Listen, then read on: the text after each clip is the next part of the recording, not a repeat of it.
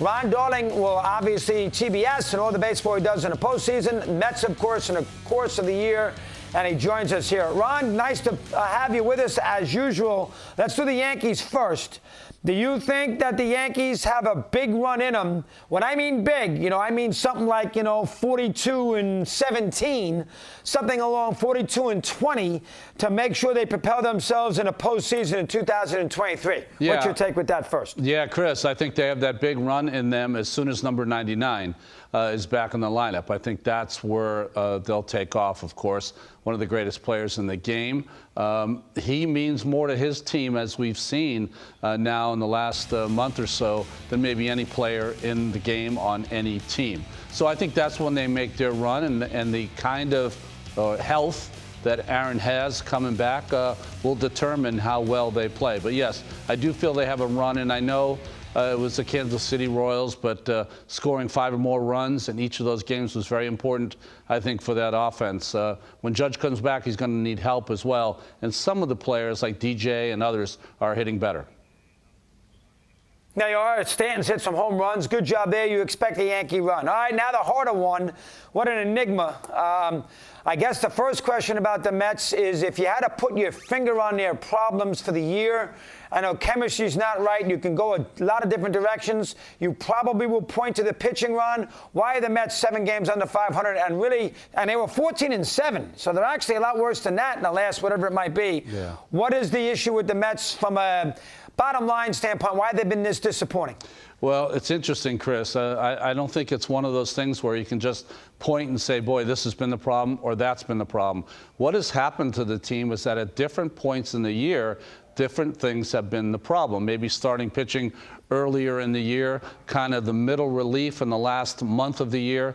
The hitting has been hot and cold. They haven't gone on one of those kind of runs where, McNeil's hitting the way he did last season. Alonso, with that consistent power, is not there, although he's coming off a real nice series in Boston. Lindor's had some incredible runs, and his numbers at the end of the year are going to look great, but I think if you asked him, he knows there's a lot more in there. So to blame just one part of the game, I think, is false. It just has been different things at different time. You play golf, and people talk about ham and egg in it, where you play well and your partner plays well in the next hole. Well, for the Mets, it's been kind of eggs and ham, is that if they score a lot of runs, they don't pitch very well, and if they really are struggling offensively, they get that great pitched effort.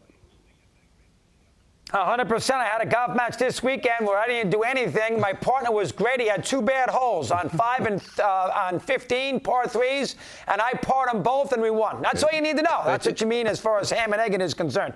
All right, how about the scenario about what the Mets will do at the deadline? I don't think that they want to send a message of white flag and give up the last 2 months of the season and trade a Scherzer or Verlander. You can argue that they probably could and should, especially Scherzer, pay the contract off, replenish the farm system, but I don't think they're going to do that. So are they going to stand pat and do nothing? They're not going to add. They're going to trade the FAMs of the world. What's the recipe for Steve Cohen in the next 6 days? What do you see? Yeah, I think it's very difficult, although Max Scherzer and Justin Verlander, I'm sure that there are 29 other teams, but especially the teams that are in the races that would love to add those big pieces to their staff. But because of their contracts, because of their no trade and other things, it makes it, I think, really difficult. Not that it can't happen, but it makes it more difficult. I think the guys that have a chance to be traded, and boy, this is the business of the game, has been 2 of their better players. Tommy Pham has been probably their most consistent hitter, although he's been hurt the last few days. The last 2 months, he's been their best hitter. And David Robertson, you can't give him enough credit. After losing Diaz in the World Baseball Classic and needing Robertson to come up big, he has been fantastic. Pham has been fantastic. And I guess this is how those things go, Chris, is that those players that have helped you the most are eyed by other teams with the chance to help them down the stretch. Good thought. You know, I was doing it a minute ago, Ronnie. If you look at the wild card scenario in the National League, the number is going to be around 85, 86 wins. If you look at the wild card deal in the American League, I'm going to add about 4 or 5 wins to that. Texas, Houston, Tampa, Baltimore, Yankees.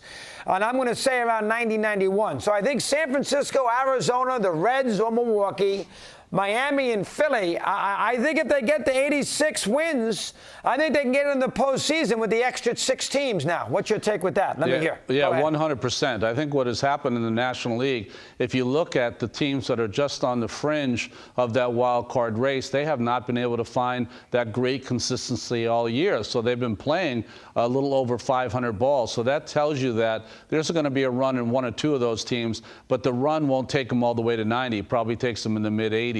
And as far as the American League is concerned, just for the American League East alone, all those teams that are playing well over 500 is going to push everyone to get to that 90-plus mark if they want to go to the postseason. And certainly it's going to be much more difficult in the American League. All right, last thing, Ron, on the pitching with Scherzer. You know, against the Dodgers last weekend, he's phenomenal. 1 hit, 7 innings. And then he comes out, and I thought it was a very important game. And then he comes out Saturday night after they won the first game, the suspended game against the Red Sox. He gives up 4 bombs. The kid hits 2, the first baseman, and the Mets lose the game. He's pitched 100 innings, and he's given up 22 home runs. That's way too many with an ERA over 4. Now, he's not, you know, I'm asking it because he's not 25. You know, he's 38, 39 years of age. And, you know, these guys are human. He's a great Hall of Fame pitcher. No argument there. We all know how great he is. But could you make an argument that we've seen the best of Max Scherzer? Verlander seems like he's still got the velocity. He's been great. Scherzer, not so much. Let me get your thoughts on that. Yeah, this game is cruel, Chris. All of us at some point are betrayed by the calendar. But I think you made an interesting point. He's coming off a start against the Dodgers, one of the best teams in the game, where he hits them over 7 innings, and then kind of doesn't get the job done in Boston. The only concern for me, Chris, is that in the past, even in Cy Young years, I've seen him give up a lot of home runs. Why? Because he's so super aggressive and throws so many strikes that guys are going to run into him every once in a while. But this has been the first time that I've seen one particular pitch, and it's really his slider, that has not behaved. And he's been at times been able to corral it, but certainly over the course of this year, he has not been able to. And unless he kind of figures out one of his most important pitches, that slider, especially to right-handed and left-handed hitters, then it might be one of those years that he's not going to appreciate at the end of the year. But if you're a betting man, you're going to bet on the competitiveness of one of the greats of his generation. And I would not be surprised if he figures it out, and figures it out soon.